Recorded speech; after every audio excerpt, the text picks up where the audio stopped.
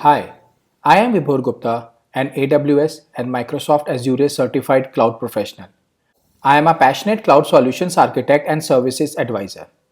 Today in this video, we are going to perform origin failover of S3 bucket from one region to another region with the help of CloudFront Origin Group. This scenario is for applications that require high availability and can't tolerate region failures. Let's discuss the architecture first. We are going to configure two Amazon S3 buckets in different regions as primary and failover bucket. So in this example, we will be configuring one bucket in Northern Virginia region and second bucket in Ohio region. Then we are going to configure CloudFront distribution with two origins present in an origin group, a primary origin and a secondary origin. Link our CloudFront distribution to our custom domain name via Route 53. Serve content to users via primary bucket. Simulate a failover of the primary region. Switch to the secondary origin with the help of CloudFront origin groups and cache behavior. I have created two sample sites with minimal code. The first one on the top represents my primary bucket and the second one represents the secondary bucket. This will help you easily identify the failover. Now log in to AWS console. Now we will open S3 service.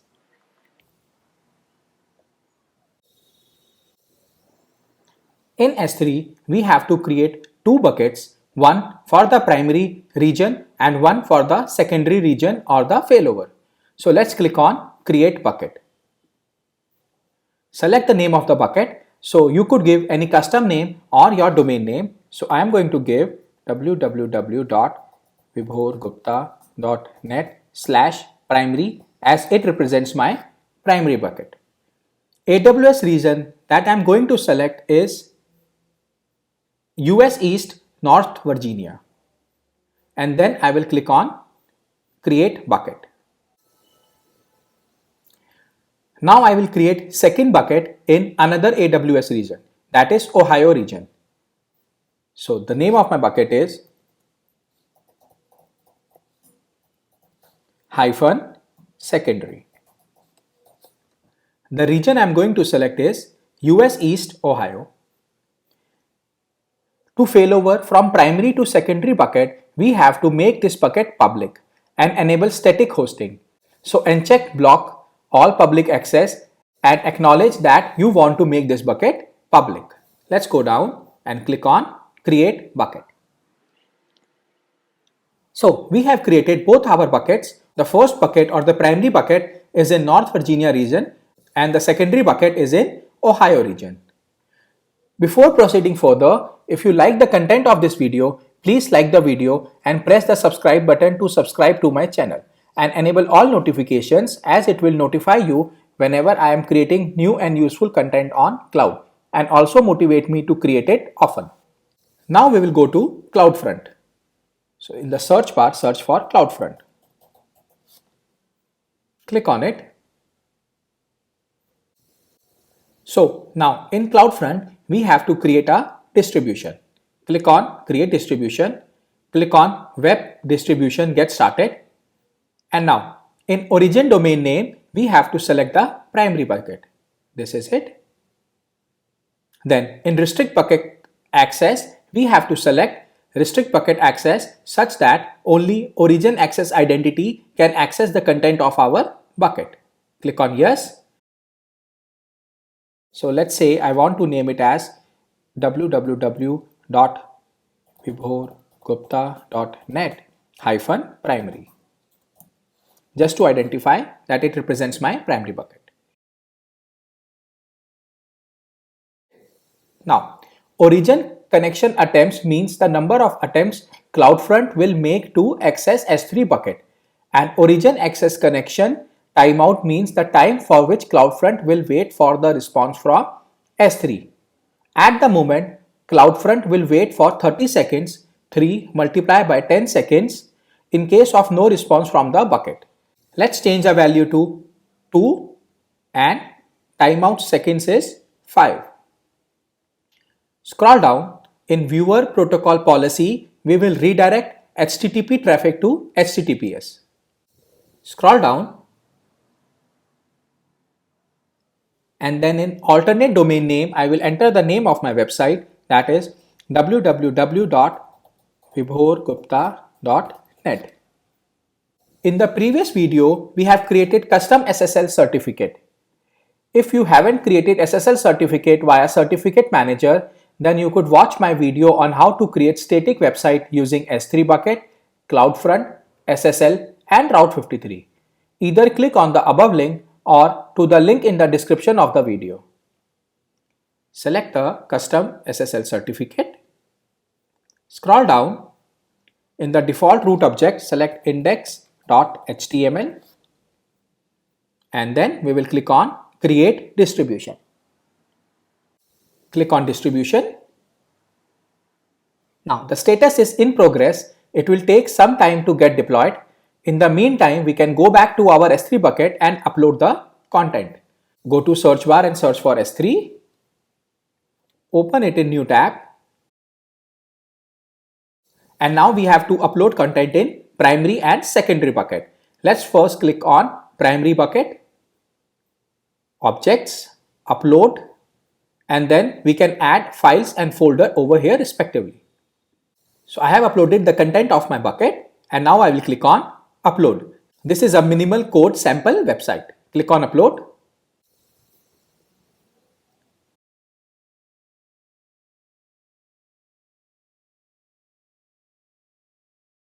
Click on close. Go back to S3. Now we have two options. We can make a replication policy to replicate the content from primary bucket to secondary bucket, or we can upload different content in different regions. In this example, we have separate content as we need to identify failover based on index.html file. So we will be uploading separate content. Now move to secondary bucket. Objects, click on upload and then add files and folder.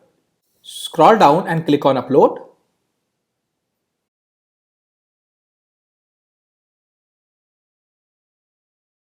Click on close. If you remember, we discussed while creating the bucket that we have to make this bucket public such that CloudFront could fail over to this bucket. So we have to go to permissions and then in bucket policy, we have to add a bucket policy such that any anonymous user can access the content of this bucket. Click on edit and then we have to copy and paste the read-only policy for S3 bucket. I am attaching the link in the description to download this policy. Now we have to change this ARN of example bucket with the ARN of our bucket.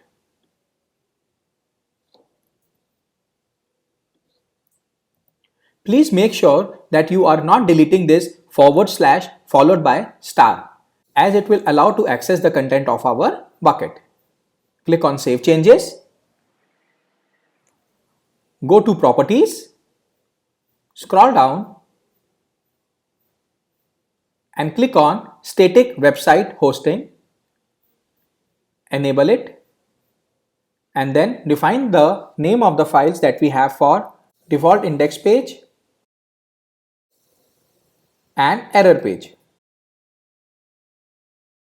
Scroll down and click on Save Changes.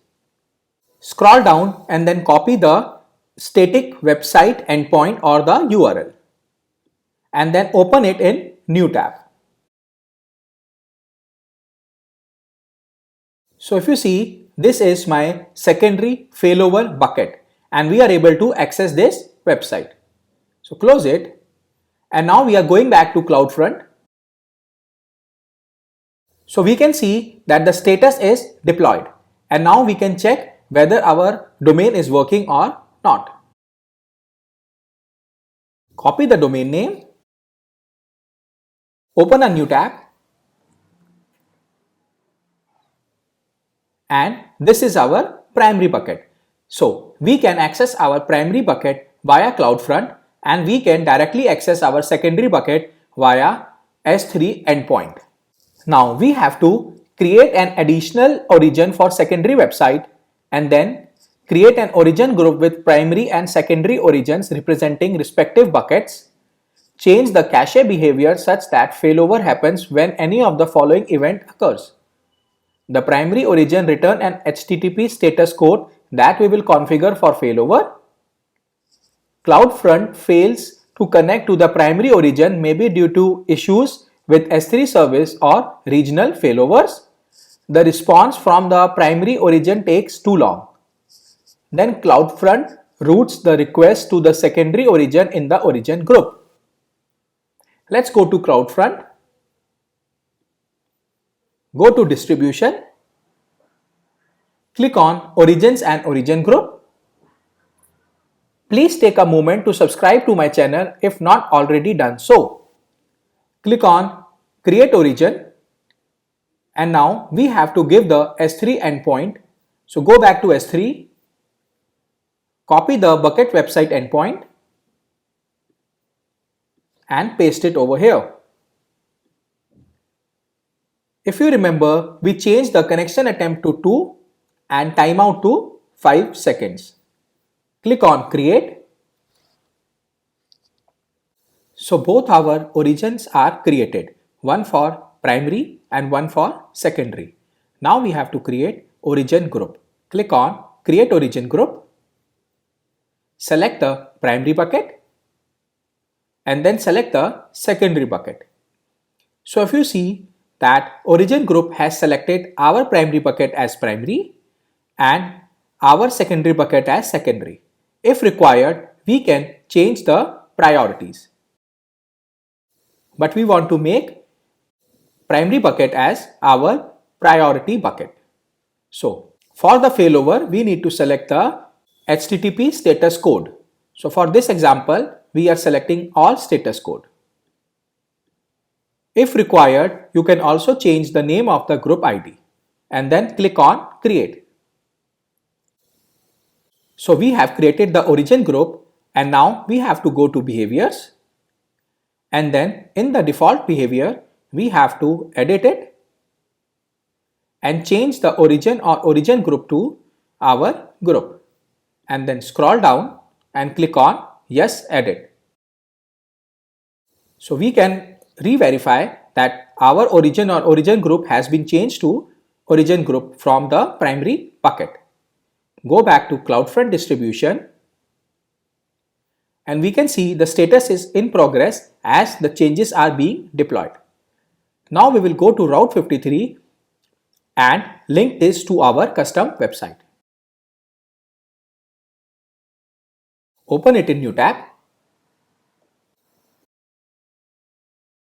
Go to hosted zone. Go to your domain name and then click on create record.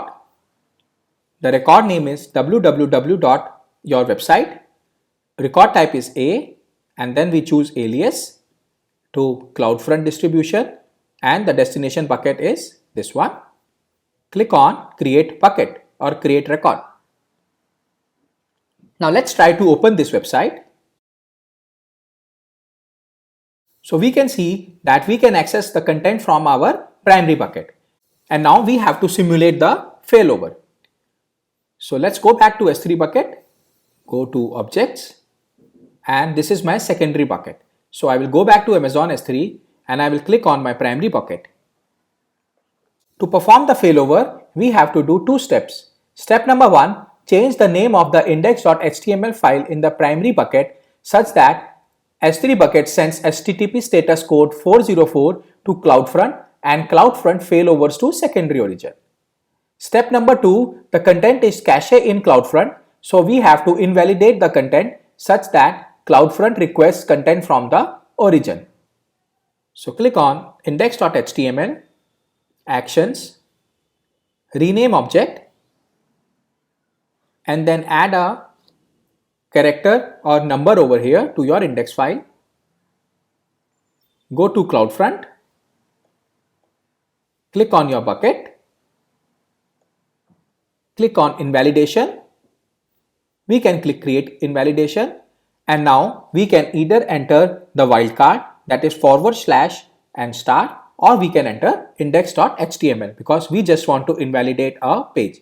Let's enter wildcard first.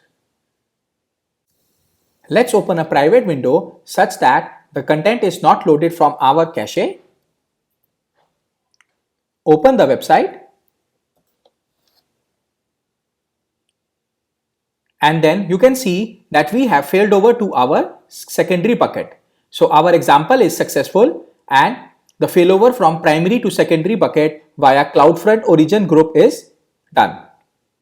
Now let's simulate the behavior when our private S3 bucket is available again. CloudFront routes all incoming requests to the primary origin even when a previous request failed over to the secondary origin. CloudFront only sends requests to the secondary origin after a request to the primary origin fails. Let's close this window and then go to CloudFront, and then we will invalidate it again, create invalidation, and this time I am going to write index.html. I will show you that both the ways are possible. Click on invalidate,